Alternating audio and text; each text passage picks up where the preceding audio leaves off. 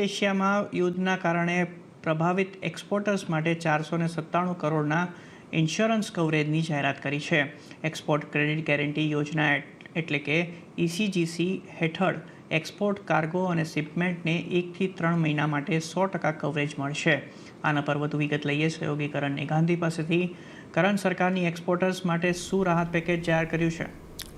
જી, તો આ પશ્ચિમ એશિયામાં જે યુદ્ધ ચાલી રહ્યું છે તેને કારણે જે એક મેઇન રૂટ છે ઇમ્પોર્ટ એક્સપોર્ટનો એટલે કે સ્ટ્રેટ ઓફ હોર્મુઝ, તેમાં ખૂબ જ મોટી સમસ્યા ઊભી થઈ છે. હવે ઇમ્પોર્ટ માટે તો આપણે પણ ક્યાંક ને ક્યાંક થોડા ડિપેન્ડન્ટ છીએ, પણ એક્સપોર્ટને પ્રમોશન કરવા માટે, એક્સપોર્ટને સહાયતા કરવા માટે સરકાર અત્યારે તેની સાથે ઊભી છે અને એક્સપોર્ટ માટે એક મોટું પેકેજ જે છે તે જાહેર કરવામાં આવ્યું છે.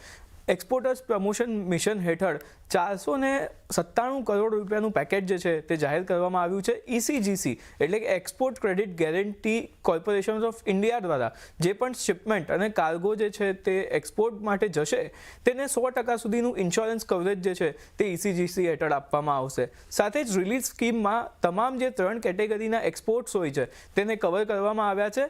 બીજી તરફ ECGC હેઠળ ઇન્શ્યોર્ડ એક્સપોર્ટ્સ અને જે ટ્રાન્સશિપમેન્ટ્સ હોય છે તેના માટે 1 મહિના સુધીનું જે ટ્રાવેલ હશે તેના પર 100% સુધીની ગેરંટી જે છે કવરેજની તે આપવામાં આવી છે.